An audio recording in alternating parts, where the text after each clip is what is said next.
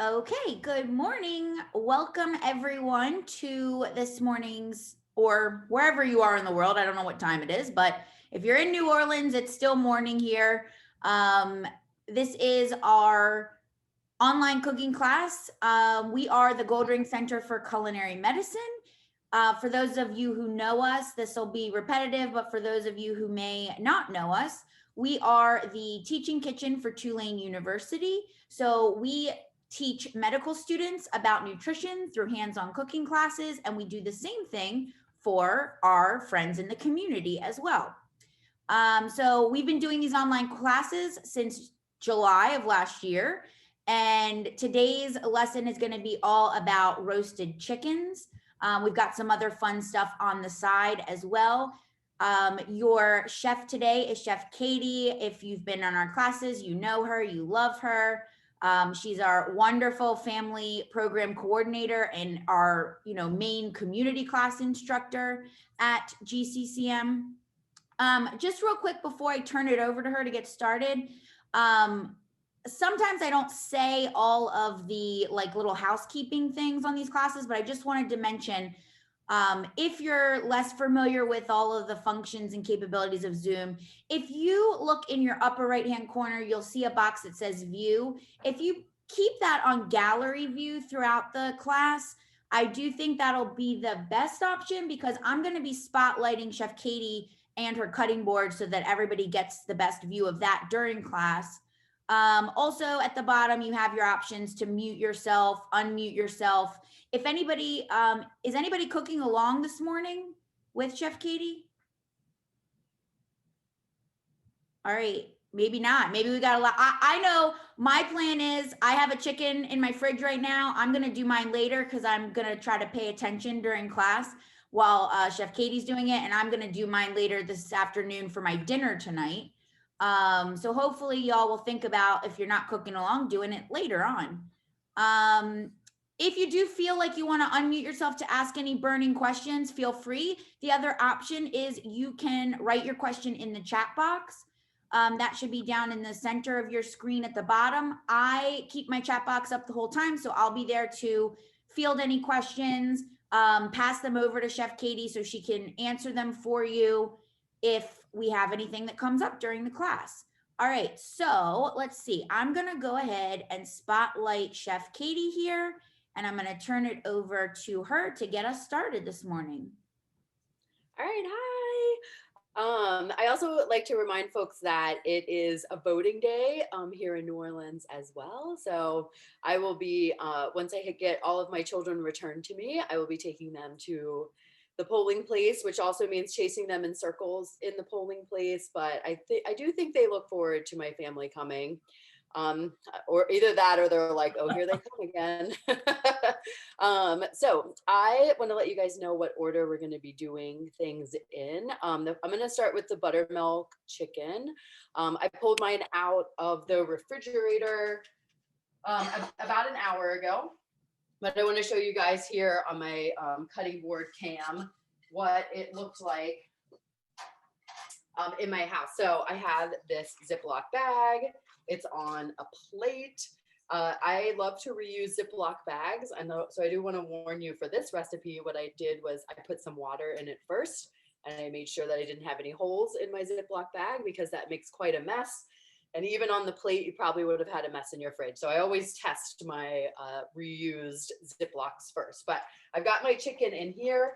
I did flip it once or twice during the marinating process that we had for those 24 hours. But I'm gonna go ahead and pull it out. I have a rack on a sheet tray here so that hopefully, or I know it will not drip everywhere, because you do want to get some of that juice off. So right now, unfortunately, you guys, I'm just letting it drip into the bag here. What was, kind of stuck in the carcass. I'm going to go ahead and place it on this rack. And then all of this buttermilk in the bag goes in the trash. That is not reusable. The next thing I'm going to do is, again, tip it up like this. And I'm just gonna kind of wipe some of the buttermilk off. I'm not going crazy. I don't need a towel. You just want to kind of get that last little bit off of it. So just kind of wiping it down.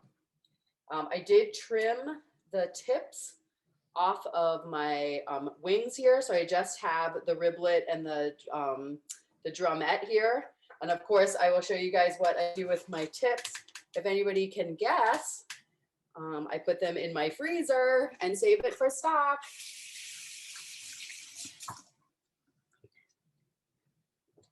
And so here's my little baggie I pulled out because I'm going to be taking the tips off of my next chicken as well. So I saved the neck and the tips in that freezer so that be ready to make stock. Now it is time to tie. So I just have a, I don't know, maybe 10-inch long length of butcher's twine. And hopefully, can you guys see pretty good on this one? Heather, is it close enough or? I can see it really well. Because I have you double spotlighted. I have both of your views here, so I can see. Great. So I'm just putting it underneath, right? I'm going to tie a very simple knot, and you'll see what I'm looking for is that my legs actually get crossed a little bit. This way, you can see they're very flush with the breast right here. They're not flopping open. And then I'm just going to tie it in a knot or a bow, whatever suits your fancy. Oh, speaking of, hi, Fancy. Always great to see you, Mom. Hey, good to see you too. All right. Now, I didn't put on this recipe any salt, but I am going to put just 1/4 teaspoon. I'm going to sprinkle on top of it here. Nothing crazy. The buttermilk definitely has salt in it, but we just want to put a little bit on top. So you certainly can skip that if you like. Oh, and you know what? Now I'm going to use my cast iron right here next to my favorite square cast iron skillet here. I'm going to put it in. I'm going to have my legs pointed. I'll show you guys in one direction because part of the trick with this recipe is that you want to put those legs. So here it is. So any sort of shallow, smaller, because some of the juices are going to run out. And if your pan is too big, you're going to get some scorching on it. So that's why I have it in this smaller pan. So you can use a cast iron skillet. You could use like a skillet like this, like just a standard skillet. You could use a, shallow oval pan, a 9x13. Those should all be good, but you guys know how much I love my cast iron skillet. So I'm going to put this in my oven like this. All right. So my legs are going to be pointing into the back corner. There we go. Into the back corner of my stove. And I'm going to start it there. I've already preheated it.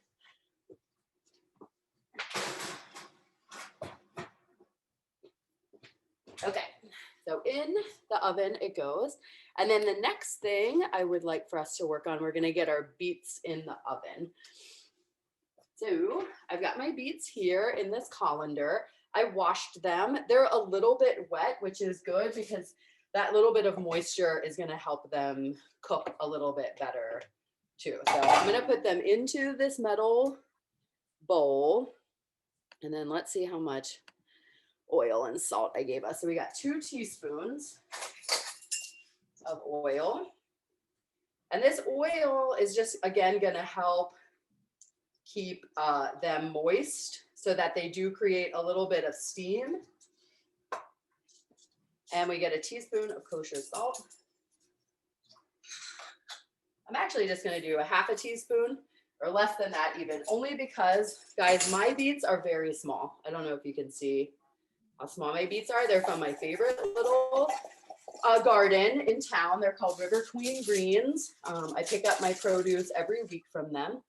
Now I have these squares of foil, and I'm just going to wrap each of my beets in the foil, just like that. just a little purse, because you're utilizing steam. So you just want to make sure you get a tight pinch on them so that as they cook, that steam stays in the foil. And then when they're ready, you'll see that it will be so easy to slide the skins off of the beets. I find that when I do get beets at the grocery store or through my farmers, my market or whatever, my favorite thing to do with them, honestly, is put them in my smoothies. So I wash them really well. I cut them in quarters and I put them in the freezer with my frozen fruit and frozen bananas. They make a beautiful smoothie. It becomes this amazing color. It has a real rich earthiness to it. But if I'm gonna cook my beets or use them like this, I go ahead and cook them as soon as I get home. Because what's the point of waiting? You can cook your beets and then you have them cooked and ready in the refrigerator. You are much, much more likely to eat them when they are cooked.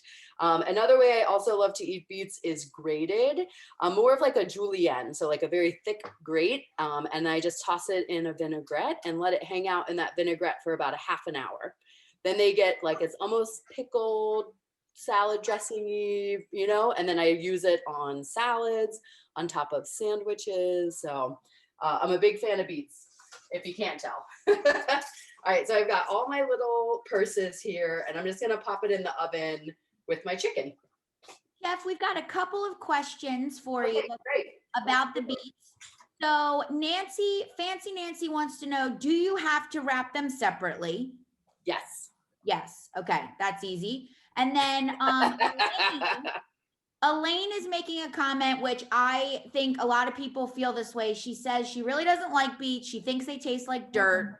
Is there anything you can do before cooking to make them taste better? Yes. Okay, so I agree with you about the dirt taste, except for I like the dirt taste. So I kind of think maybe it's that like cilantro, like it tastes like soap or it doesn't taste like soap. So I totally respect that there is like two camps in this one. So roasting them is going to take a lot of that dirt taste away.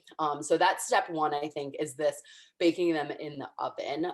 And I tease my mom a little bit. Yes, you don't have to individually wrap each one. You could put it in like a baking sheet or like a cake pan and cover it with foil. But you know how when you cover things with foil, like there's always that little corner that doesn't, you don't quite get that tight seal. So that's why I like to just individually wrap each one, is that I'm really guaranteed that they are going to cook evenly and have a really tight seal to get a lot of the steam action. So some other ways that you can add some more flavor to them is that you can put dried herbs or fresh herbs on top. Like when I tossed it in my bowl here, I could have sprinkled some fresh thyme or dried thyme or rosemary. I find that little herbs like that really, they also start to steam and cook, and they kind of, the beet absorbs those flavors. And then also, I think it's kind of about how you pair your beets. So the salad that we're gonna make has some other big flavors. So we've got this goat cheese salad dressing. We have the spiced pecans that are in, that we made around the Christmas time. So that you're not just eating straight beets, you're gonna get this really balanced bite with the goat cheese dressing and the spiced nuts. So I hope that helps, because beets are so good for us. They are so high in iron. And I know a lot of women have a hard time keeping their iron up at a really safe level. And so I find that beets really helps me with my low iron. That bright red color is also, they're really heart healthy vegetables. They're also really hardy. So if you buy them, it's going to take a long time before they have become inedible in your refrigerator, raw, I should say. So I feel like in that sense, it's kind of nice to have a vegetable investment that doesn't go bad really quickly. I was also thinking that the way you describe doing the grating with like a little bit of a marination, almost to a pickle, but not quite. I feel like that when you go more of the pickled route, it takes away some of that earthy flavor, which if Mhm. you don't like the earthy flavor, that could be a good thing. One last question about the beets before you move on to the next thing. Could you repeat for everybody, and I'll type it in the chat box too, where's your favorite place to get the beets? Oh yes, River Queen Greens. I thought that's what it was, but honestly, I didn't hear you say it the first time. So Yeah, it's okay. They've got a garden in the Upper Ninth Ward, and they have one out on the West Bank somewhere. I think a larger plot of farm, and then they partner with other farmers to get vegetables. Like I get a CSA box, so every week I pick up a variety of vegetables from them depending on the season. So, and thank goodness it's strawberry season, and they have strawberries. I'm gonna put a link in because they've got some great information on their website about how you can order with them and how it all works. But I mean, there are so many great local farms and places you can get stuff here in New Orleans, at least. Yes, we're very fortunate in those regards. I agree. Okay, so the next one I'm going to show you is our lemon rosemary spatchcocked chicken. So it's kind of a funny word, but it basically just means that we're going to cut the spine out of the chicken so that it lays flat. So instead of cooking a sphere, we're going to be cooking, you know, an open book, basically, as far as how flat you can get it to actually lay. So again, I have a sheet tray right next to my cutting board here. So, and it's already dirty. I'm not going to be cooking on this, but I am going to be cutting my chicken open on it. I feel like these are maybe some neurotic steps from working in a restaurant, but we all know we definitely don't want like raw chicken juice getting dripped all over our counters.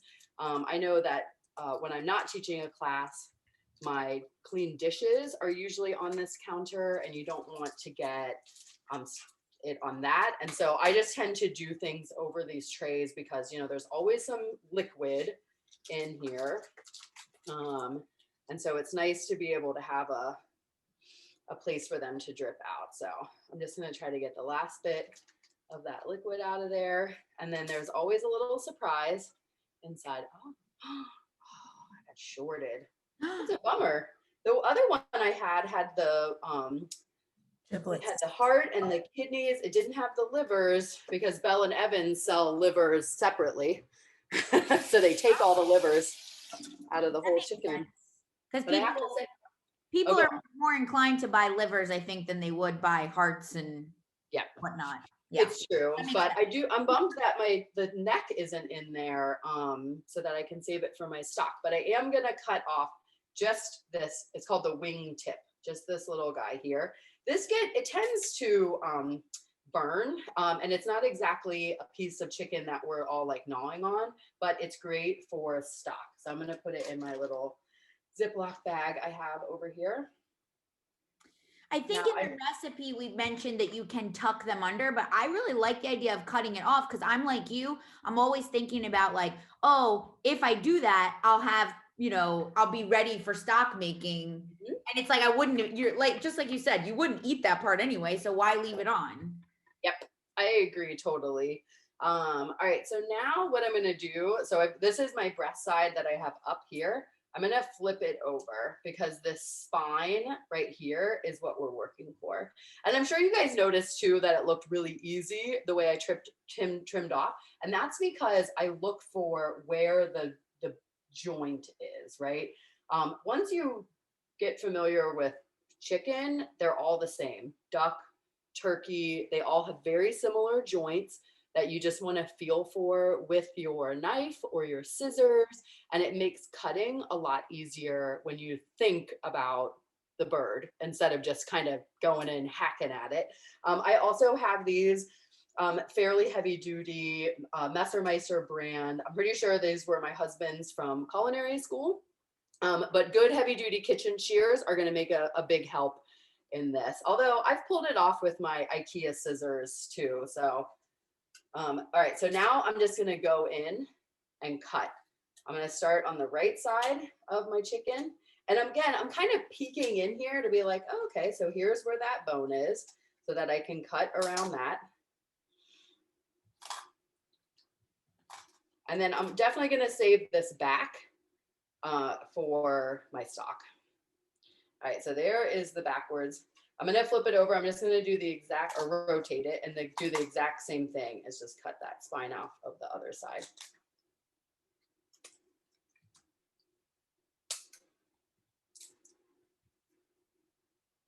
Okay, and then this is gonna go right into my Ziploc bag there. More goodies for stock. Yeah, exactly. So here is what it looks like on the inside, all splayed out like that. And then I'm going to flip it over. And I'm just going to push until did you hear the crack? If anybody like cracks their friends' backs, it's pretty much the exact same sound. And you can see that my chicken now lays a little bit flatter. And I'm gonna tuck the wings under it like that so that it all, I think this one just has larger breasts, but I think that's it. So that is how it's going to cook. I'm gonna get my rack. Jeff, I gotta say, I plan on doing this one later because for me, I want to be able, not that I don't mind, especially on the weekend, taking the time to do the chicken, the way, like for example, how you did the buttermilk. But I love that this way just makes it so much faster and the crispier. You get that skin just a little crispier. Yes, you get it crispier. It gets brown all over. You know how often like your thigh meat here is like never as brown. And I know we talk about this, Heather. We are both thigh meat girls. We prefer that dark meat there on the side. And so I really want a nice color on my thighs. All right, I just remembered I never set a timer for my first chicken. So I'm just gonna put 15 minutes on there. And because I think, what did it want? Like 20 minutes for the first, let's see, 10, 20 minutes. Yeah, so I think we're good with that.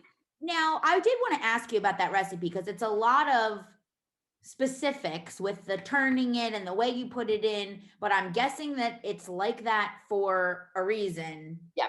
It definitely pays off because what she's really, because this is not my recipe, we definitely credit her at the bottom, this Saman Nosrat.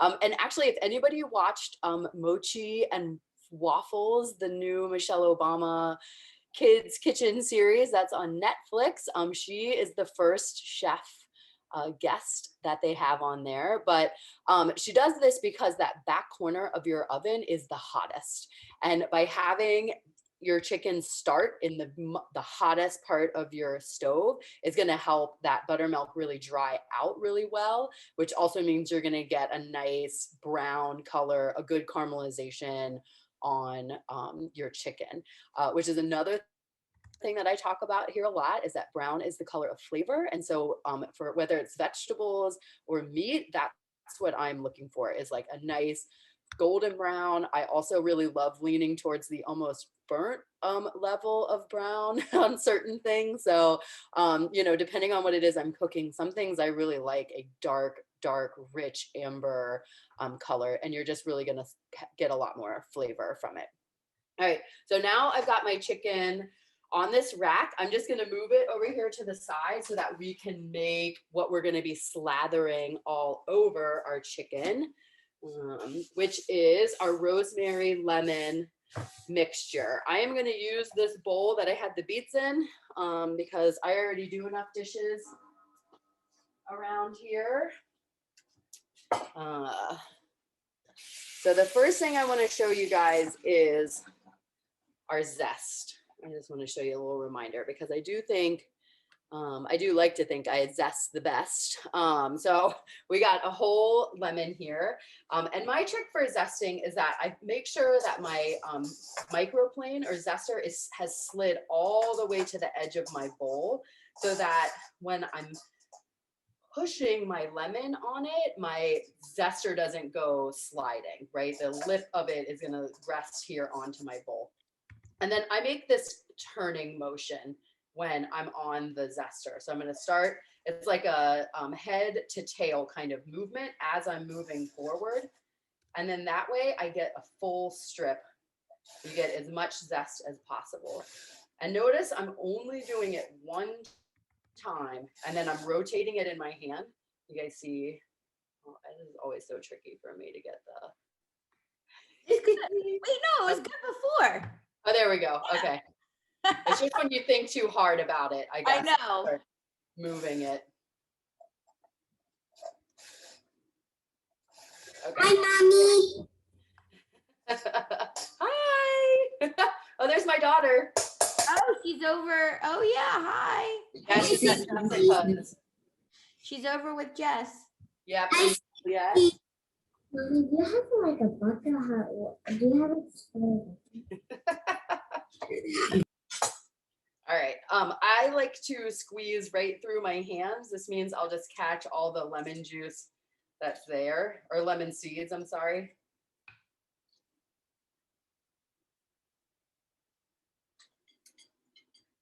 We got one. Pretty good odds. Okay. You know, Katie, somebody asked me the other day, they said we were doing limes in one of our med student classes, and they were like, are there ever seeds in limes? And why are there not seeds in limes, but there are in lemon? And I was like, oh my God. I mean, yeah, they're not, but I don't know why. They've been bred that Yeah. way. Yeah, they've been manipulated.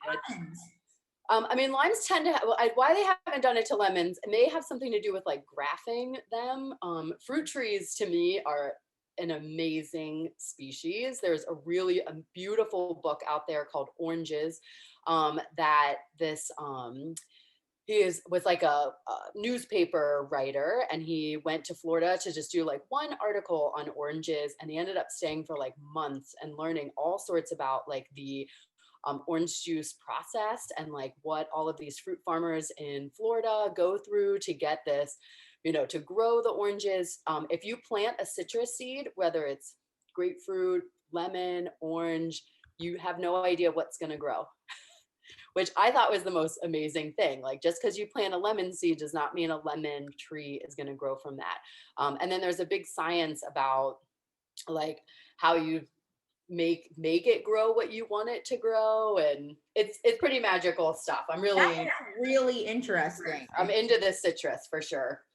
Okay, so I got this rosemary from my garden, I'm proud to say. So I'm just gonna pull off a couple of leaves here, and then I'm gonna drag it off of the stem.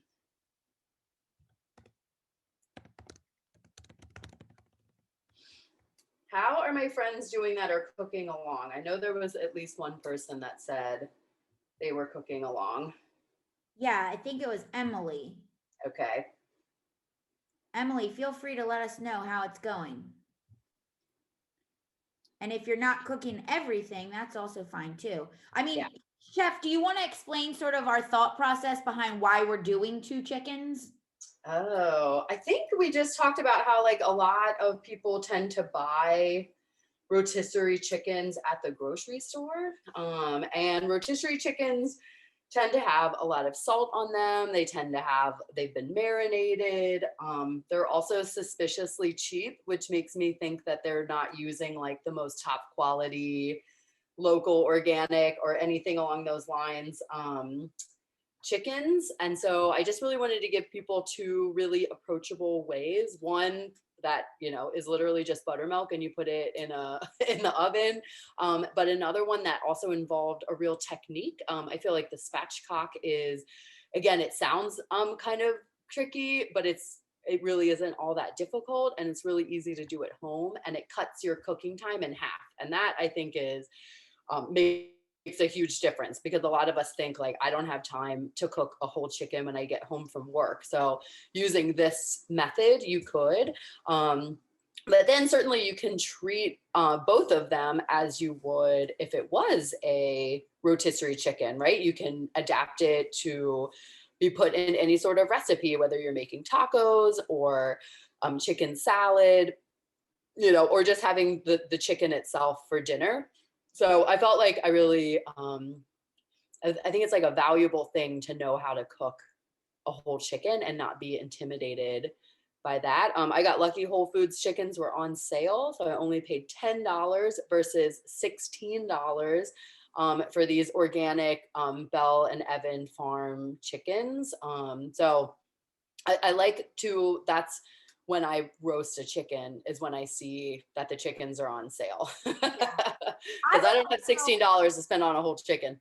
Yeah, that's a lot, especially when you compare it to how cheap those rotisserie ones are. I was Right. going to say two things. So number one, what I was thinking was, for me, I always like to think about meal prep opportunities because I don't like cooking during the week. I am working in an office every day, like sometimes longer hours. And I like the idea of, you know, I'm already turning the oven on. Why not do two at once? That way I can have one that I eat as my dinner and for a couple nights, but then I'm like saving that other one to sort of use, like you said, maybe the way I would think about, you know, having that leftover chicken to do whatever with. And the other thing I was going to say is, now I forgot what it was. Shoot, I forget. Oh, the rotisserie chicken. You know what? One thing that I think is weird is, or not weird, but that's like questionable about those is that I do think you have, you know, I worry about like time and temperature, food safety issues of, you know, you see them, they're in the store, they're hot, but like, are they the right hot level of hot? How long are they sitting there? You know, so I do think you need to be mindful of that too. Not that I've really ever heard of people getting sick off of rotisserie chicken, but Romy, I see your question about the overhead view. If I messed up earlier, guys, I'm so sorry. If everybody changes their view to speaker view, you should be able to see Chef Katie side by side with her cutting board on one side and her lovely face on the other side. And so if that doesn't work for somebody, let me know, but it seems like that is the right way to do it. And I apologize. We are learning as we go. And, you know, Zoom stuff changes all the time, even though we've been doing this since July. We just now learned this way to do the double spotlight view. I'm sorry, I did also want to ask you one other thing. Elaine had asked a few seconds ago about washing the rosemary. Do you wash your herbs like rosemary, or do you think it's not necessary? Well, I think it depends on where you get them. So I pulled this one out of a raised bed in my garden where I know like there's not really any animals getting in there. I didn't bother washing it. If it came from the grocery store or my farmer's market, I definitely wash it. All right, so I have about 3 tablespoons here of my picked garlic. I'm going to mince that in a minute, but I just wanted to show you guys rosemary. I want to show you the garlic. So I'm just going to do this smash on each one, and then you'll see that the paper just pulls off really easily.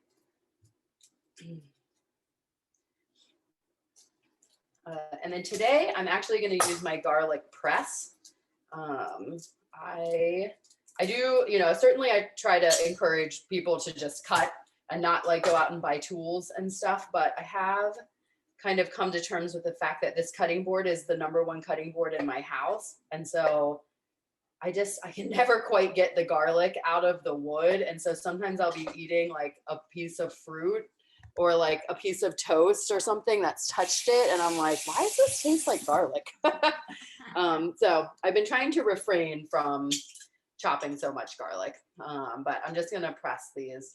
I feel the same way about my wood board. It is hard with a wood board to get some of those, even to the onion smell, the garlic smell. Yeah.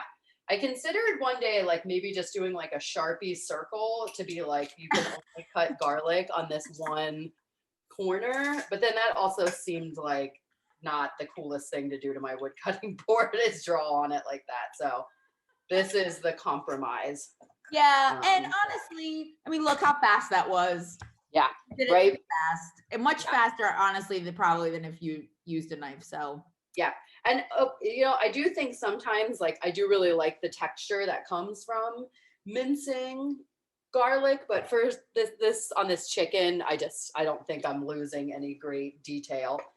All right, and so now I'm just going to mince Remember that this is how we hold our knives, right? I've got my thumb and pointer finger kind of pinching on my blade, but the tip of my knife is down on my board.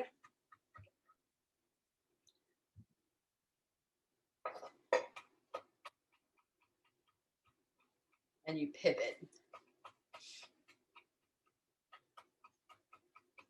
I can already smell my buttermilk chicken, which is great. I do want to point out, I know in the beet recipe, I think that it calls for a 400 recipe or degree oven. Our buttermilk chicken, I think, called for a 425 degree oven. It doesn't matter.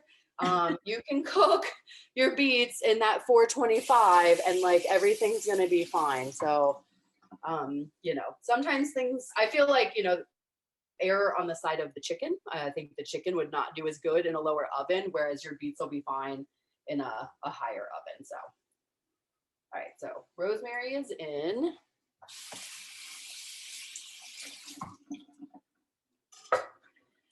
And I get a tablespoon of oil, which is very generous by Goldring standards, I would say.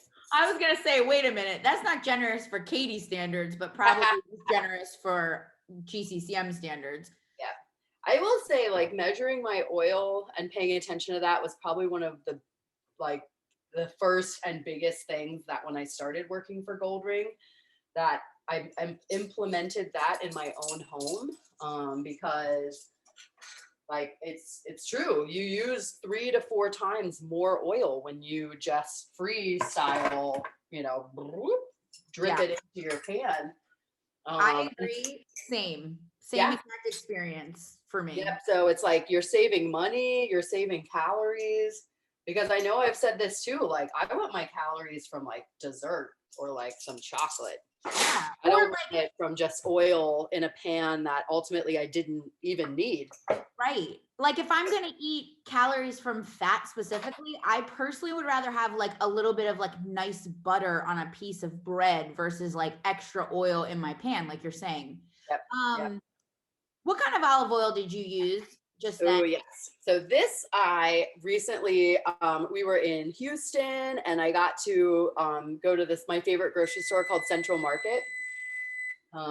It is like Whole Foods, like times 100. It's like Whole Foods in LA or something. And so this is one of the things I bought was this olive oil. It's called La Española. Nice. And it's delicious. It's just plain old olive oil, which is nice. I like olive oil better than extra virgin olive oil. This is not as bitter.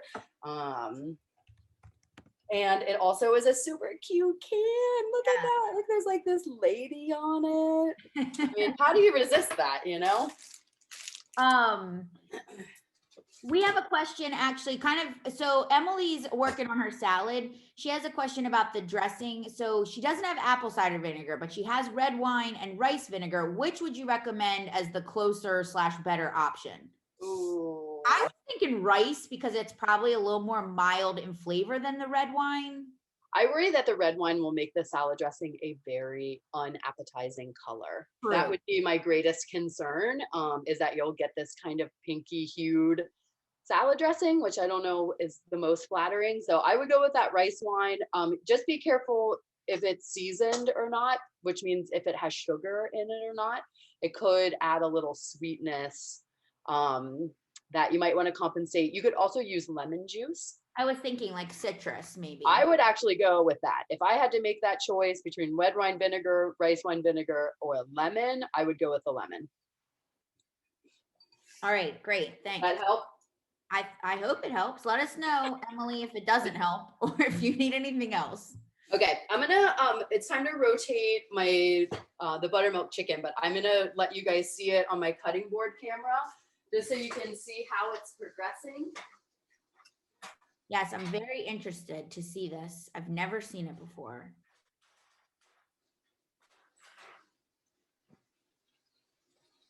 Oh yeah. Look at that. Ooh, that is looking good. Oh my gosh, yum. Yeah. So I'm just gonna rotate it and push it back again in that back corner. And I think I get another 20 minutes. Let's see. Oh, she wants me to turn the oven down. So now I'm gonna turn it down to 400.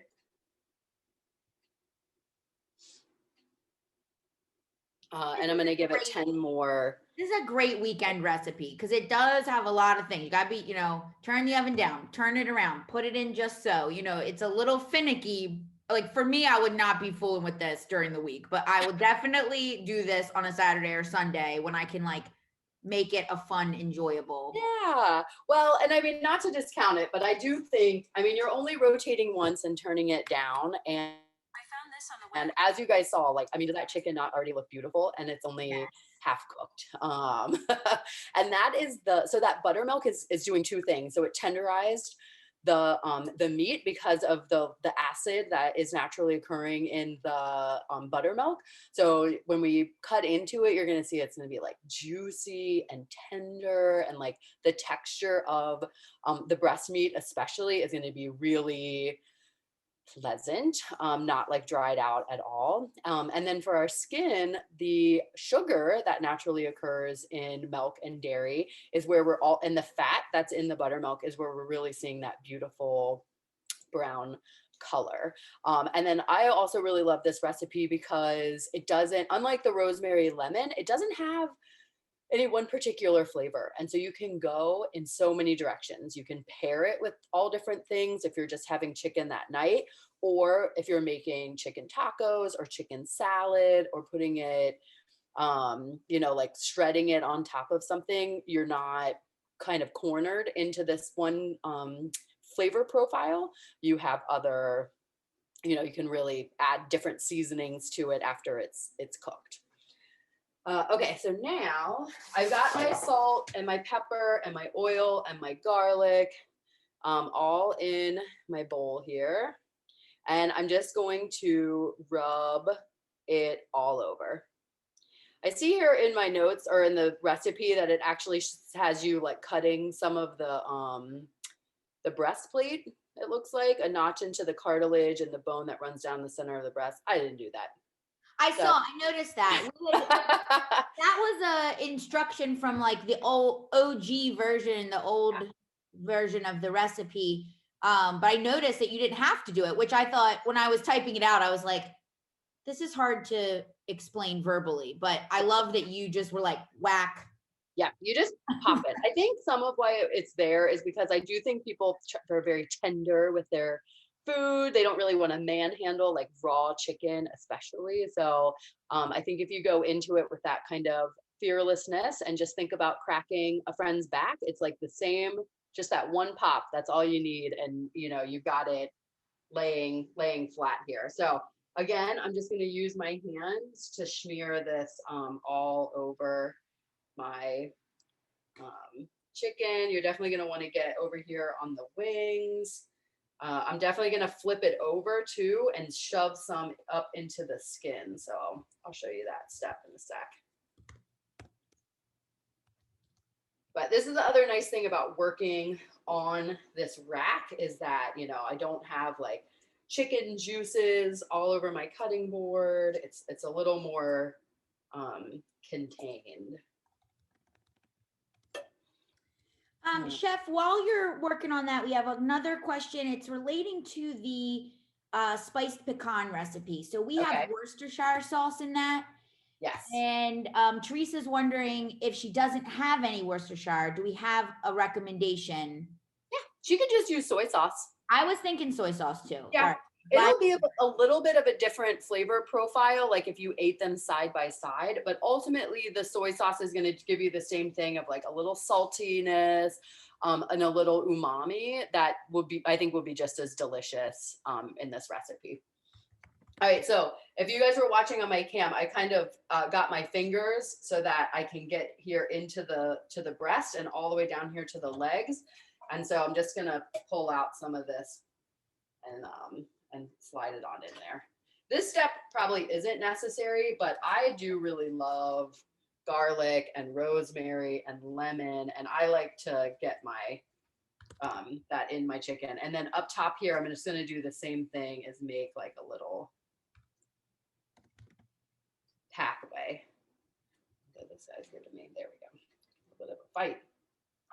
I would also say you could cover this and put it in your refrigerator for 20 minutes to a half an hour and get even a little bit more of the flavor a chance to like soak in, but I just don't think it's totally necessary. You can also just do it. Ready to go. Okay. Here's my last little bit on top there. Just make sure my wings are good and tucked down. And that this is. Yeah, sometimes you gotta like scoot that thigh skin over to get a good tuck. Okay, let me rinse off my hands. I'm gonna pop this in my oven.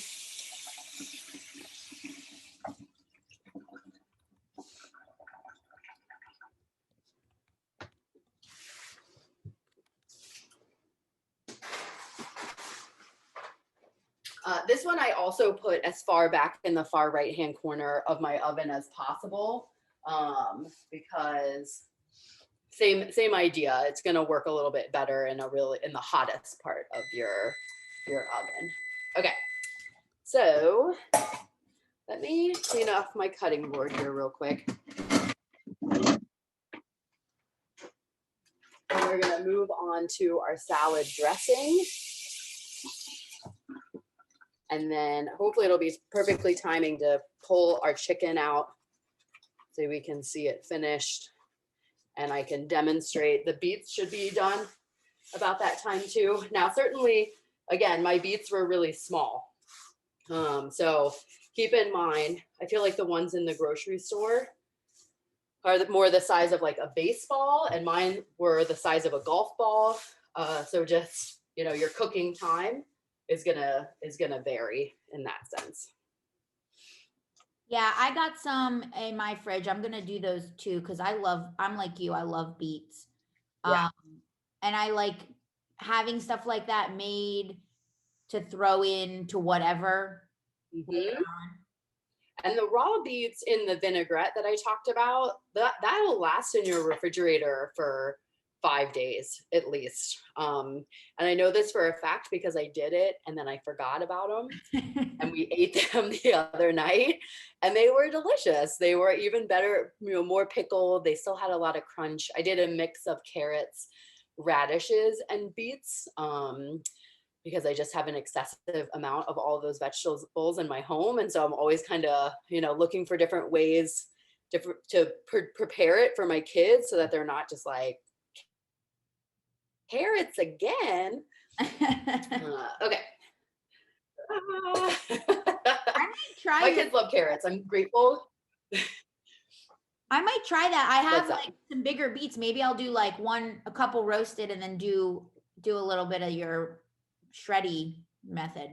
Yeah. Well, have you ever had the falafel sandwich at 1,000 Figs? Yes. Yes. So that's who I totally stole the idea. Obviously they didn't invent it, but it was because of them that I was like inspired to have this because it's so good on that sandwich. These crunchy, raw, like little sticks of carrots and beets. It is that falafel sandwich. I haven't had it in a long time, but it makes me really happy for sure. I love that place. I'm not gonna lie. Now that I live closer to it, I have eaten it fairly often since moving here. Yeah, well, and they're great people too. They always donate to Edible Schoolyard, and I feel like they really give back. Their whole plan is to actually plant 1,000 fig trees in New Orleans, which I think is pretty cool. I actually did not know that. That is really awesome. I have to say, to those of you not in New Orleans, not to make you feel bad, but we're so lucky here. We have so many great local restaurants and food producers. And, I think we've all been, particularly this past year, trying to support them more. And I don't know, we have just a lot of great people here doing a lot of cool things. So, yeah. All right. So if you don't live here, maybe you should think about moving here. Yeah, fancy. All right. So I would like to take a moment to say hello to my mother-in-law and my sister-in-law who are also on this show. Hi, Teresa. Hi, Alicia. Thanks for tuning in. Okay. I'm going to start another timer because along. She's making a couple of the things. Teresa. Oh, great. Yeah. I really like this dressing because I love that you found a way to cross-utilize that buttermilk that you had. Yep. I know it's always, I feel like that's always the trick, is that you never quite use all of that buttermilk. But the real great thing about buttermilk is that it lasts forever in your refrigerator. Like if you have it in one of the colder quadrants of your refrigerator, it will last like, you know, like yogurt kind of length of time, you know, just much, much longer of a shelf life. Okay. Let's see, one of my timers went off.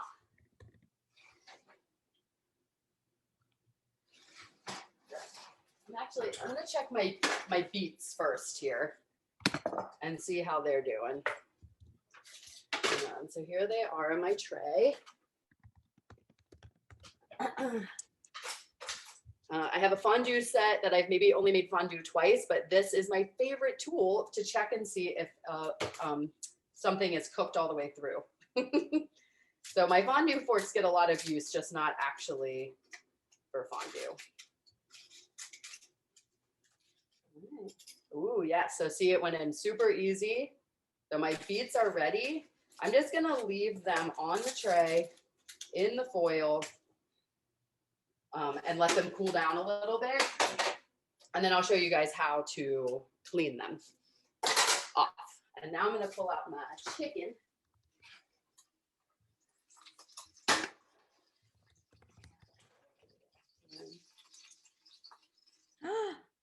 It's just getting browner and browner. Right?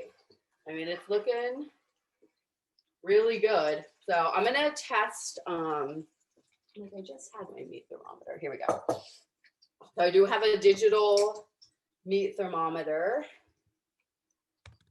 And remember that your bird is gonna keep cooking about 10 degrees after you pull it out.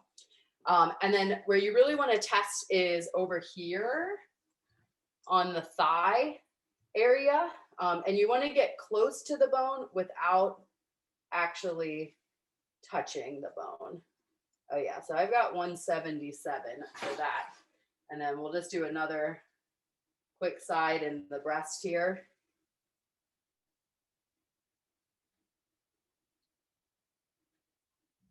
All right, so I'm at 155. So we have 165. And then, you know, again, like I said, it's gonna go up. It's gonna keep cooking. Let me see what this side says. And especially if you leave it in the hot pan. Yeah. Too, versus like immediately transferring it to something to cool. I would say, like, I know for me, like if mine's kind of like, if I went a little too far, I quickly get it off the pan. But if I need more time, I like leave it in the hot pan. Leave it in there, exactly. So that's what I'm gonna do. So I'm at 167 on this other breast, and I really don't want to overcook my chicken. I do, you know, I feel like if you can guarantee between 7 and 10 degrees that your bird is going to continue cooking. So I really think if you get anywhere to that 155 mark or above, you can safely leave it in the pan and let it cool down a little bit before you transfer it to a plate. I do agree with Heather that if it is, you know, overcooked and you want to pull it, or, you know, gone over that temp, getting it off, and also putting it on a resting rack. So if you have like a circle one, so you can put on a plate, or a rectangular one, or even a big one, whatever. But yes, getting it off of that hot pan and getting it on something so that air can circulate around it is going to really help with that. All right, so that means I can turn off one oven, which is exciting. That one is chilling, and it still is 25 minutes. Okay, so let's make our salad dressing. All right, so I've got my goat cheese measured out here. I pulled this out when I pulled my chickens out, so it should be a softer texture to be able to whisk in with our buttermilk.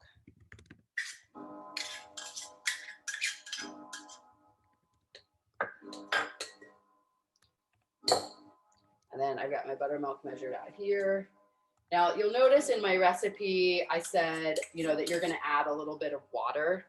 I feel like adding water to a salad dressing, whether it's dairy based or a vinaigrette, is one of the greatest like hacks, chef secrets out there. Sometimes that little bit of water, especially with a vinaigrette, is what really kind of allows it to open up a little bit, right? So that you're not adding more oil, but you're not adding more vinegar, but that little bit of water can sometimes change your consistency of your dressing, but also it kind of allows it to open. I'm not sure how or that works, but it is effective. So I am okay with lumps because I love goat cheese. So I'm just going to try to get this, as homogeneous as possible so that my buttermilk is at least mixed in with my goat cheese. I'm going to utilize my spoon to get it out of my whisk here.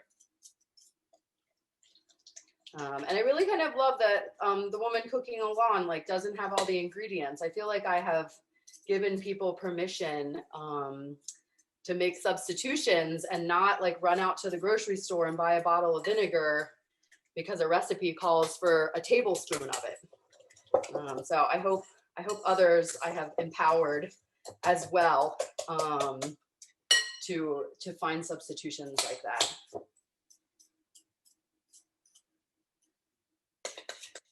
So I'm going to say that's good enough for, evenly distributing it. Once I add the vinegar and the water too, we'll see it kind of loosen up some.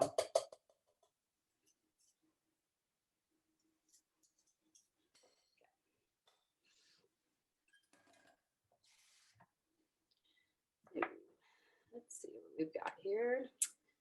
Oh, wrong way. This recipe, I'm going to say, would last for a week, probably 2 in your refrigerator. Again, the buttermilk isn't going to go bad so fast, and really neither is the goat cheese. We're using all dried ingredients. So versus if we had put fresh garlic in here, it kind of grows a little bit. The dried garlic is not going to grow in that way.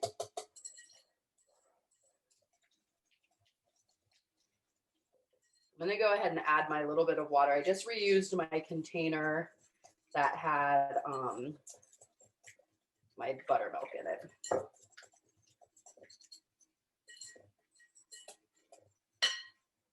So I'm going to say I definitely added about a tablespoon of water.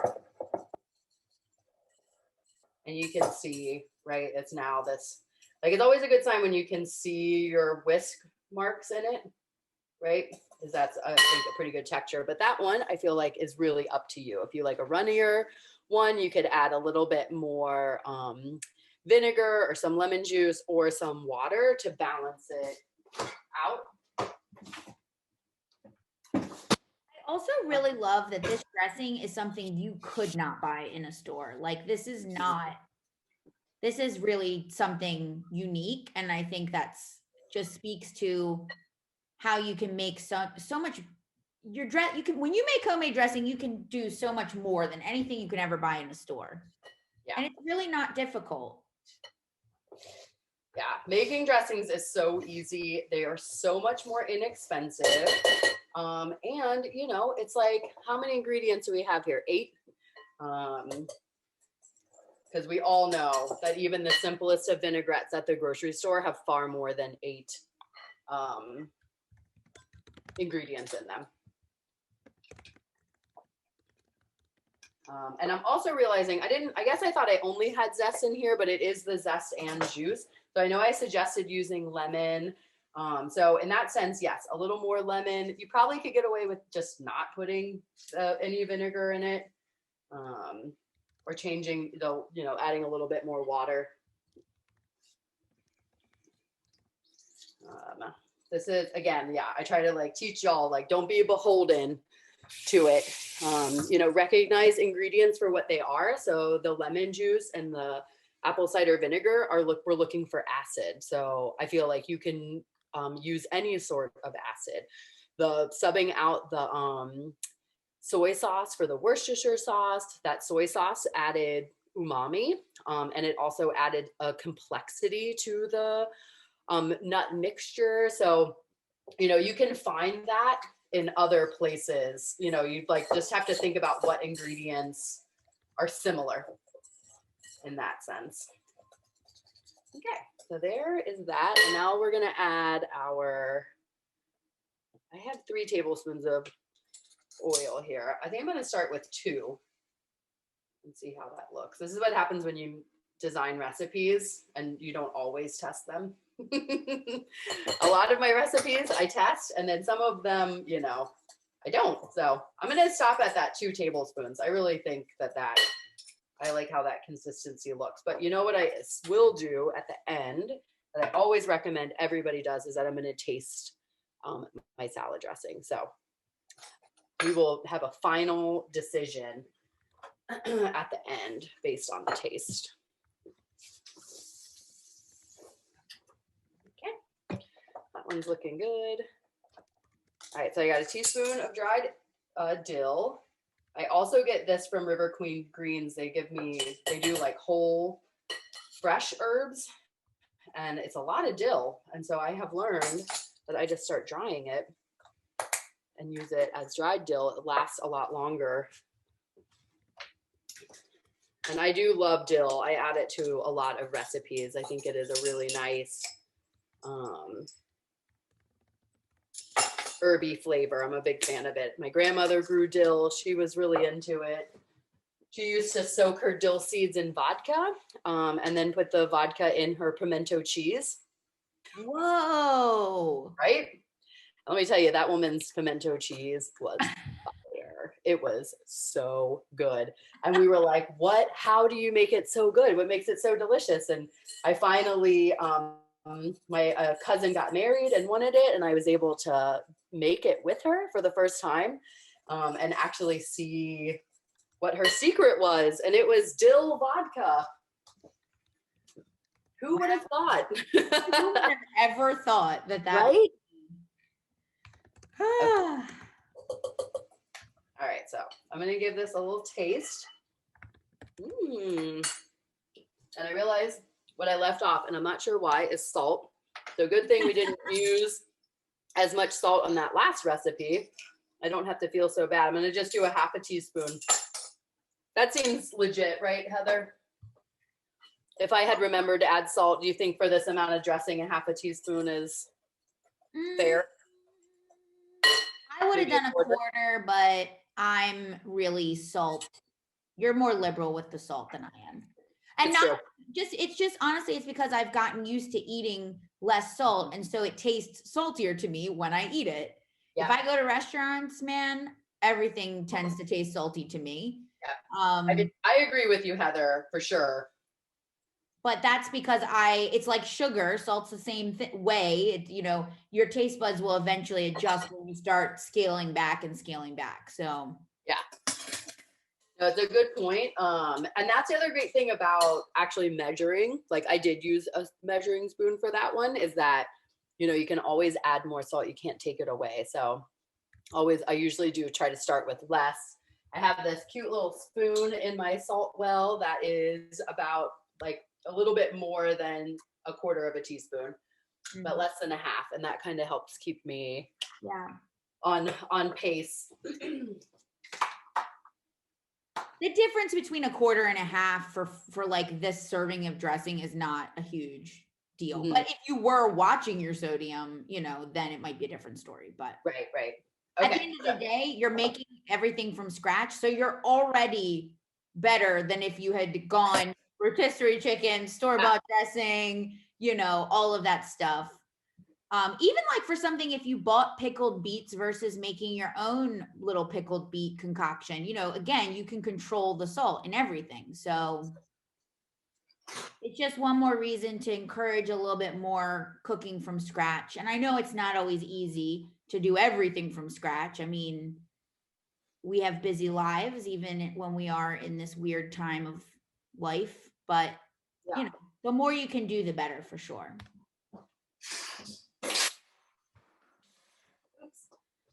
I rotated my chicken, but I want it more on the edge of my pan to take advantage of that hot corner. So I just got a pair of tongs and just kind of drug it across there.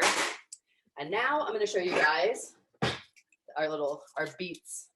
All right, so certainly, as I'm sure you guys all saw me handle that hot piece of foil when it just came right out of the oven. My hands are well trained. So, I encourage you to allow them to cool until they are comfortable for your hands to handle. You also actually, from this point, you could just throw them in the refrigerator in the foil and everything. And then you can just take the skin off to order if you like, or when you're ready to eat it. Or, sometimes it happens. You're like, I gotta go. So you have a lot of flexibility, I think, with these guys. There's a lot of room for error. Okay, last one. And then I'm going to show you guys the really sophisticated way to take the skin off. I certainly would never do this at home. I would just use my fingers. But you then end up with like beet dyed hands. So I am going to show you guys the trick that hopefully means your hands aren't going to be covered in red. So I've just folded a paper towel. I'm going to slide it into this little pocket here, the top one, and you just rub. And kind of squish it out like you're squishing out toothpaste. And voila. Voila. It just slides right off, right? And so there's the skin in there. And then you just pick another quadrant.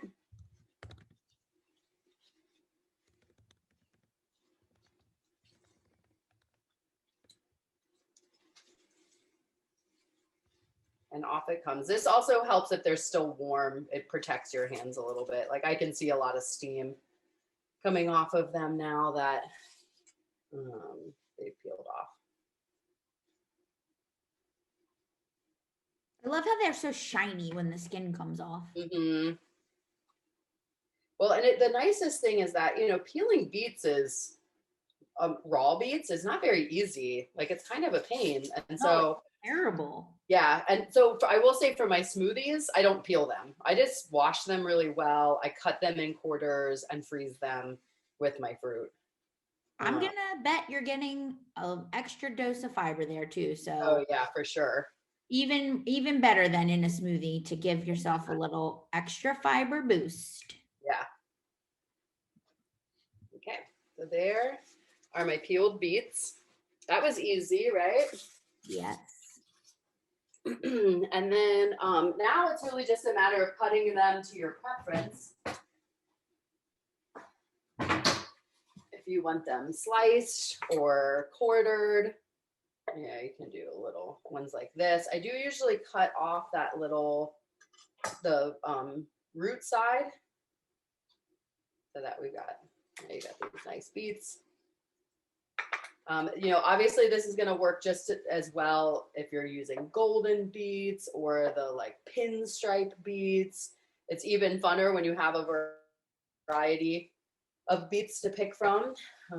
So you also could slice them like this if you wanted to and just have the circles.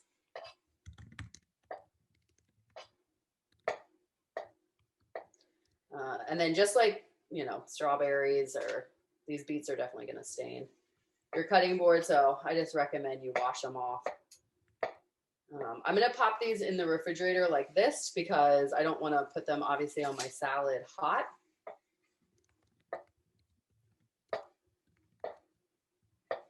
But I am going to do the true taste test, which is to see how it is on my beet. Just do a little dollop on top. Mmm. Mm-hmm. Oh yeah, that is yummy. Now, the dill is going to grow a little bit for sure. Not like how garlic grows where it becomes kind of spicy and intense, but your dill will definitely grow with the flavor of it, so that if you can make this dressing in advance and let it sit for at least a half an hour, if not overnight, you're going to get a real nice dill flavor. Dill and beets and goat cheese and beets are pairings that are so flavorful that you'll see it all over the world, all over the country. You know, fine dining restaurants, casual restaurants, I think is very common to see a goat cheese and dill and beet salad. Let's see. We can cut this chicken if you guys like. Let me pop this in the fridge. Yes, I think this is a good skill for sure for people. Sometimes I don't know. Do people feel that way, that they feel sometimes like they're not sure exactly how to break the chicken down once they get it cooked? Or yeah, I see Yvonne's kind of nodding. All right, great. Well, then this is my other favorite thing to teach people how to do, because as I was saying, whether it's turkey or duck or chicken, you're going to be, they're all built the same way. You're going to cut them all the same way. Also, whether it's cooked or raw, you would want to cut it this way. There was one Thanksgiving that we spent so much time at the racetrack gambling that when we got home, we realized that we were never going to cook the turkey in time. And so my husband and I took it apart into pieces and we threw it in the oven, broken down, and managed to get dinner on the table in, I don't know, like 45 minutes or something. Yes, it's also, honestly, I've done that when there's been a malfunction on Thanksgiving and you go to cut the bird and all of a sudden you realize that your thermometer was bad. I've been at my parents' house and had that happen to me. And I'm like, okay, well, we're throwing the dark meat back in. No worries. We just, break it down and throw that back in. Your mother would like to say, like, she thinks this is kind of like trying to fold a bottom sheet, a fitted sheet. It's true. I feel like it's a good point, Fancy. I like that. Have you guys seen that? There's like a meme out there where the husband just kind of like wrapped it up and just put a Post-it note and said, "These sheets aren't meant to be folded." But yeah, so very similar to when I was cutting for the spatchcock. Like, you have to kind of think about where things are on your poultry. So I know that there's a breastplate that runs right here in the center. So when I make my cut, I'm going to, go to the side over there so that I'm cutting my breast off of the breastplate. When I cut my legs and thighs off, that there's a joint there. And so sometimes it helps to actually like give that leg a little bend to see where your joint is. And then your knife can slide right into it and cut it right in between that joint. Katie, I'm going to temporarily remove the spotlight on your face so we can really see the chicken. Great. Super better. Okay. Super better. That's not a thing, but. So I'm going to cut this, the rope off here. What do you do? I meant to ask you this earlier. What do you do when you go to do a chicken and you're like, oh my God, I don't have anything to tie the legs with? Oh, well, I mean, so I always have like random bits of string. So as long as it's not plastic, as long as it's like a fabric rope string. Yeah, really, and maybe not like colored. Right, anything. Because I was gonna say, like, where I did it right here, like nobody's really gnawing on that piece. Sure. You can use a twist tie, like a bread twist tie. Oh, that works. I think those would probably be my top two tips. Yeah. Not a rubber band. That would not be good. Yeah, definitely not a rubber band. That wouldn't help. And I tend, like, we did finally break down and just buy like a whole spool of butcher's twine, but prior to that, I would always hold on to any twine that seemed like that. If it came from like a bakery or on a gift, I would just like kind of roll it up and throw it in my silverware drawer and be like, here it is, our future butcher's twine. Okay, so I'm gonna do this side of the chicken first. I'm gonna break down this entire half, and then I'll go and break down the other half. So again, I'm making that cut like right in the center, but a little bit off of the center because I know again that my breastplate is right there. And then I'm kind of going around in a circle, like thinking about the shape of the breast there. All right. And then I'm using my knife and I'm just kind of pulling it off. I'm going to go in a little bit. Okay. I'm going to turn it now because there's another part of the breastplate right there that I want to cut into.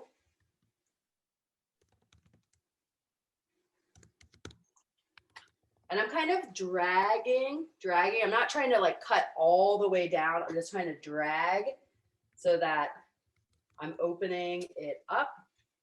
Okay, now I can cut down to the cutting board right there to get my breast loose. Oh, no, I kind of messed up my little wing there, but that's okay. I'll do better on the next side when it comes to the drumettes. All right, so now, again, I'm doing this kind of dragging to get it to open up. And I can see right here, I'll put my knife on it. Right there is that bone. That is what the hip of the bird is. So I'm going to get the tip of my knife in there so that I can cut around it. And I will say, when you're first learning how to do this, sometimes you really do have to kind of like get in there and kind of wiggle your knife. And, you know, if your chicken is really hot, that can be hard. So just, you know, be mindful of that. If the chicken is like burning your hands, but you need to get in there, you might want to just like give it a minute. I do also think it's sort of why learning how to do this on raw chicken is probably a little bit easier. Yes, And I agree. then you transfer that skill over to the cooked chicken. Yeah. Or turkey or whatever you're doing. This was my favorite, honestly, favorite class in cooking school. Favorite. Oh, yeah. In culinary school, the learning how to break down a chicken, I loved it. I mean, it is a great skill because I feel like often people, you know, we get to Thanksgiving Day and there's like maybe one person who's like, I'll cut the turkey, and then often they actually don't cut it all that well anyways, or they try to cut it all while it's still on the bird. So taking off this quadrant is going to make it a lot easier to cut. I also like your advice about starting up on the raw first, is because if you do leave a lot of flesh on the bone, you can make chicken stock. And you can pull that chicken off and make a chicken salad out of it if you had a lot on it. But I feel like you at least don't feel like it all went to waste, right? Yeah, definitely. Now, I want to know what's your take on making chicken stock from this cooked carcass. Oh, yeah. Yeah, of course. Because I do that. Yeah, I would definitely not let this carcass go to waste. Like the buttermilk, I don't think impacts the stockness of it. I've even made chicken stock, like we've grilled chickens and put like barbecue sauce on them. And so we've even made stock out of that. And we label it, you know, like barbecue chicken stock, because maybe I wouldn't want to put it in like a potato soup.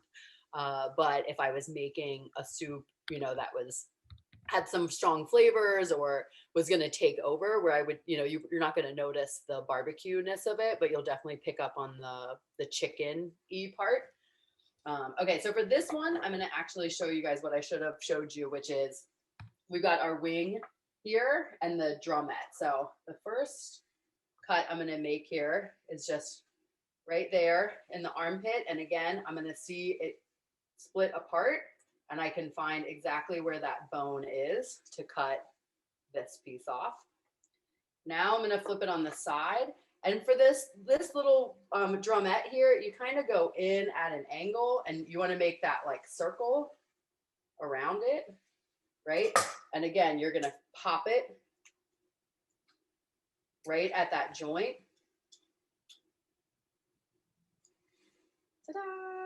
I do think like inspecting your chicken when it's raw helps, you know, like move the leg, move the wings. And so you can really start to understand where those joints are. All right, so now I'm going to go again really close to the breastplate. It's the tip of my knife going in here. I'm feeling, so like I hit a little bit of a bone. That's that wishbone right in there. And then I'm just dragging, and I'm using my fingers. It is hot, so I would have, if you know your hands are sensitive, I agree with Heather, let it chill for a little bit longer. Yeah. You know what I realized too? I kind of, not that I take back what I said before about it's easier to do it on a raw chicken.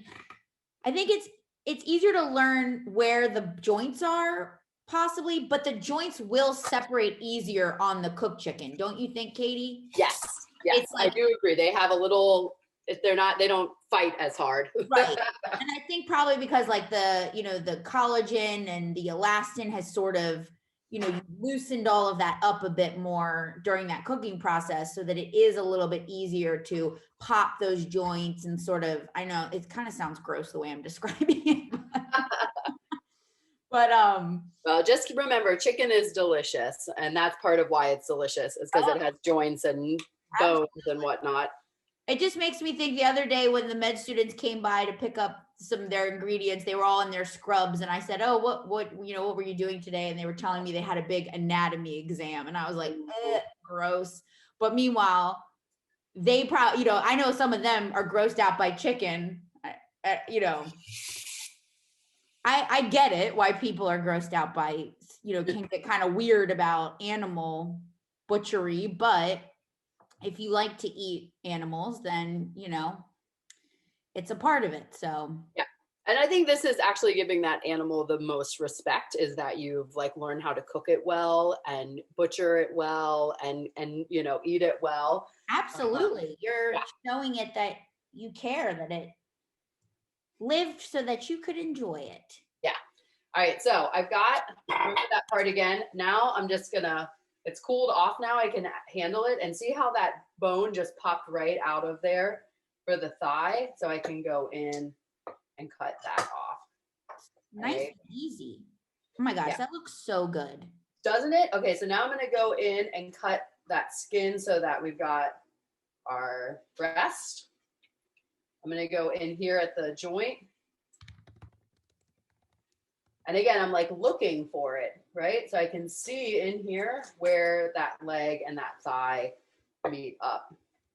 All right, so I've got leg. This will be for Ainsley. She loves to just eat that leg whole like that. We've got our breast and our thigh. So what I prefer to do with my thighs is I make one cut on just one side of the bone, right? All the way through. And then I use my knife and kind of feel around to get under that bone. And so that just comes right out. I'll save that for stock for sure. And then I can slice my chicken thigh here a little bit. The thigh didn't come out as dark as I would have wanted it, but the good news is that in the skillet here, I've got all of this backbone skin. Whoa. And so I'm gonna do this little, look at this. And oh now, my gosh. right? Doesn't that one look good? That's So, a cook's treat, I think. That's what I like to call it. this is what I would do if I was eating dinner right now, is I take that sad skin off. Oh my and I God. put that I right love there. that. Right. Why waste the calories on the sad skin? Go for the good stuff. Yes. Yes. Go for the good stuff. 100%. Yeah. I mean, if you don't have the good stuff, just get rid of it and then don't waste the time if it's not looking so good. Yeah. Yeah. And the thigh meat, honestly, it has so much of that like fat built into it that the flavor is still going to be so good. I think the breast is really nice when it has that nice crispy skin in particular, just because it's like the breast is a little bit drier by nature. So it's definitely a good treat when you get the nice. Well, and I'm sure you guys noticed that I've like been like slowly kind of like pushing. I mean, like there's a lot of juice coming out of this. It's like a juicy little bird, and my house tilts a little bit in this direction. So yeah, plus I know a lot of people have those cutting boards with like the little groove going around to try to catch, but sometimes you get so much juicy. there's so much. Yeah. It's still not enough. Yeah. All right. So now I want to show you guys how to cut the breast. So you can just go in, again, tip of knife, and you're dragging forward. That way your skin is going to stay on those pieces. I'm kind of holding with my claw here. I'm holding that skin so that it doesn't all slide off. The woman, this recipe, she did test this with a turkey. And I guess it came out quite successful. So, so there's Oh my gosh, that looks the so breast. nice. Yeah. I get in arguments every Thanksgiving with my family about cutting they want to cut the breast the opposite direction. Oh, that's interesting. And I'm like, no, wrong. Way to do it. Just please believe me. Now I do want to show you guys on here. So there's like a little bit of meat still right here that you can pick off and save. If you've got like some smaller kids that might be happy with like little bites of meat, or you can use for the like a chicken salad. You could throw this on top of the beet salad. Oh yeah. You know what I was just thinking? I just kind of. What do you think about even using that dressing in a way to like use that as sort of like a dressing for a chickeny salad? Yeah, totally. Like toss the little chicken bits in the creamy dressing. Yeah, I think it'd be great. That sounds delicious to me. And then for the fun part, you can pull out the wishbone here. Turkeys aren't the only ones. All the birds have them. Like I was saying, their bodies are all made up the same. So you can pull off the wishbone here, and you and a friend can, make a wish. Love it. Yeah. And then my other favorite is called the Pope's nose, and that's this little like tail butt here. Joe and I usually just fight over this and eat it immediately. It's a little gelatinous, but that's how we like it. Yeah. And now you have a carcass, and you're going to have awesome stock. Yeah. Oh, yes. And then the last one I want to show you guys, these are what they call the oysters. Oh, right? yeah. And so they're like right behind the shoulder, basically. And it eats kind of like dark meat. Or I'm sorry, it's right by the back of the thigh. Yes. I love that part on the thigh. That's like my favorite. So, so I definitely, this chicken is like cooked perfect. So I would take the time to pick off this meat before I use this for stock. And I would either put this in a Ziploc bag and save it for because we've got stock right now. I don't need to worry about making it. So I would happily freeze this carcass until it's a good day to make stock. Let me take a peek at our other chicken here. Yeah, I would see that one once it's done. Hopefully it's done soon so we can check it out. I'm gonna put when I send the video out after class, I'll make sure to include our stock handout in case y'all want to think about making stock. I mean, we're so big on it at Goldring.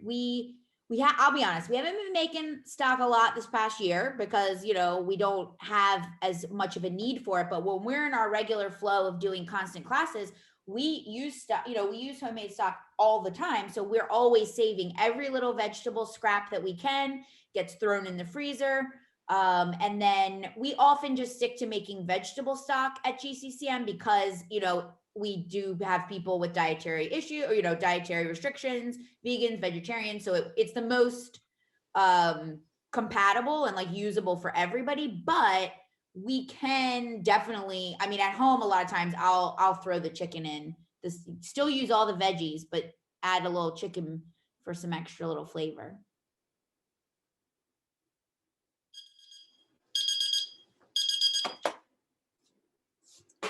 All right, I'm at 157 here in my thigh, so I'm going to definitely pull this one out. Now, Katie, do you think if you wanted to get a little bit more browning on that skin, you could like throw it under the broiler? Yes, absolutely. I can also show you what I would do with my Searsall if you guys want a real show. That's your little like flame thing, right? Your little creme brulee torch. Yeah, well, it's way more than that. Oh yeah, because it has this like attachment on it. I'll pull it out and show you guys what I'll do for fun. But yes, the same idea would be with your broiler. But we love a good toy in this house, so. I'll show you guys Well, just for wait. fun. I think it makes sense when you have a husband and wife and both of them are chefs. This totally. It's troublesome sometimes, but so this is Joe's Searsol. Here, let me. So starting about here, this is the attachment, and then you'll see it's just like a camper's butane can here, Oh, but it makes it. I So don't this is think I've Joe ever makes cheese. one with that attachment on the end. Oh yeah, well get ready for it. So Joe makes that.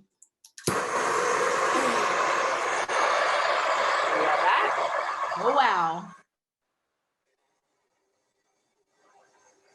This is pretty incredible right now. We're getting a real treat, guys.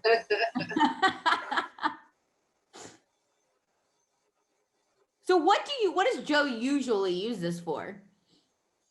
To make cheese tacos for the kids for breakfast. To melt the cheese and like get it brown and kind of like crispy melted. Oh, well, it's really just to melt it, and it makes the kids be like, "Wow, yay, cheese tacos from Daddy!" Right? But we definitely utilize it for this too. Is to like to get that crispy skin. I mean, again, like we all know that's what you want is the crispy skin, and so we'll use this to help brown it up a little bit. I mean, it's definitely working. Yeah. Now, I do think some of why it doesn't get so brown is because we put that lemon juice on, like if we had prepared it, if we had just done zest and garlic and rosemary and really like shoved it under the skin, I think we would have gotten a little bit more of a caramelization Right. on it. But yeah, so you could totally use your broiler to do something like this too. Or you can add this to your wish list, and maybe, some family member of yours will buy it for you. I use it, I'm going to say like 3 times a week. Oops. That's incredible. Yeah. Just got to be careful. It's just like a Coleman, camper butane bottom. Just got to cool it off. Be safe. I'm thinking I do not have one of these tools. And I grew up in a house where my dad was a firefighter. I don't think that he would have necessarily approved of this, but I think if you're careful and you know what you're doing, you'll be all right. I mean, I've seen people set stuff on fire with their broiler too. True. I mean, if you've got gas and you're not, especially with a gas stove and gas oven, you can do some damage there too if you're not careful. Yeah. All right, I do have a finished salad. Ooh, yes.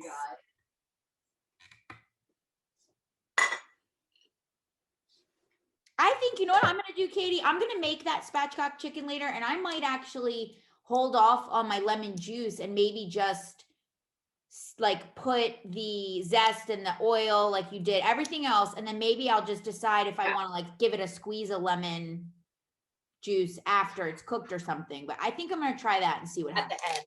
Yeah. Yeah. No, that's a great idea. I'll take a picture and we'll let everybody know. Okay, great. Yeah, one of Joe and I's favorite chicken recipes, the lemon juice is at the end. It's like after you cut it, you put lemon juice on top, and it's just like so bright and fresh. So I just have, again, from River Queen Greens, some of my salad mix here. I added some Napa cabbage. I really love cabbage with my salad greens. It is rare that you see me serve a salad that is just mixed lettuces. I mean, unless it's like a Caesar, but like I'm just like kind of obsessed with cabbage, but I like the texture. I was gonna say, I think that's cool. Soft. Yeah. You have two soft leafy greens, cabbage, and then the softer greens. Yep. So these literally are the same walnuts that we made at Christmas time. They're delicious. They've been sitting on my counter for 2 months. They're still good. So I think it's nice to know, right, that these type of like baked nuts are gonna last for a while. And you could So, do I this without the fancy nuts. I mean, you could just do a nice toasted nut if you wanted to. I mean, but if you've got the fancy nuts around, even better. Yeah, I mean, I personally, I love seasoned nuts. I like to add something to them to make them a little more than just plain old nuts. And I don't know if it's like because I have kids or if because I'm a chef or if just I like to make my life difficult. I'm not sure. It's probably a combination of all three. But I really prefer, especially on a salad. I mean, Yeah. like, and this one's so simple that it's nice to have, I think, something a little bit more. So I've got my creamy dressing here, and I'm just gonna, we say what, 2 tablespoons for 2 cups? Yeah, Is that our sometimes we, ratio usually? I mean, and I personally think that's generous. I know I don't really need that much dressing, but we try to go generous knowing that a lot of people do like a lot of dressing. So we try to make our dressings nutritionally appropriate so that if you're using more, you'll be fine. But if you use less, hey, that's great too. Yeah. That looks Yeah. so good. I think so too. That's a good looking salad. And I'm going to eat that with the chicken. Bing, bam, boom. Yeah. All right, excellent. Well, this was great. I think that was everything. Yeah. Yay. Thank you, everybody. I'm going to unspotlight these videos. We'll go back to our gallery view so we can say goodbye to everybody. Thanks, everybody, for coming today and spending your Saturday with us. There's my girl. She's back. There she is. Hey, hey, sweetheart. I'll have our next class on Eventbrite by the time I send the video out. But our next class is actually going to be a little bit different schedule. We're going to do a Sunday later in the day time. Let me check the date on it. We have it on the calendar. I just haven't gotten there yet. So it's Sunday, April 11th. We're going to do like a 4 o'clock time frame. And our theme for this one is going to be breakfast foods, actually. And the idea is that we're going to be looking at things that we can do both quickly, morning of, busy morning, quick breakfast, but also some make ahead stuff. So the idea of doing it on Sunday is that maybe we do some of that make ahead stuff to sort of set you up for success for the week. Definitely appropriate for families, Katie, right? We're going to make it so that big time. this is definitely good for people like me, adults only, but also, great for people with kiddos that we need to get them a nice, healthy breakfast in the morning. So, yes, my children only get cereal if it's a holiday or we're on vacation. And so I work very hard to make sure that my kids have a breakfast that they like too, because you need them to eat breakfast before they go to school. But I do not let them eat cereal before school. And so I'm really excited to share recipes that are so fast and so easy, or that will last for a whole week, that that even if you do have small kids that you're trying to get off to school in the morning, that these recipes are still appropriate and delicious and kid friendly. Yeah, and I know Ainsley Ainsley will join me for that. Yeah, maybe we'll have Ainsley on. And I know when we talked about the menu, I was like, check. I need all of these things as well. So definitely, if you don't have kids, don't worry. That's going to work for everybody. All right. We will see you then, hopefully. And when you're in New Orleans, go vote. Vote for Gary. Thank you.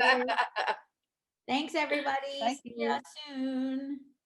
Bye. Thanks. Thank you, Jessica.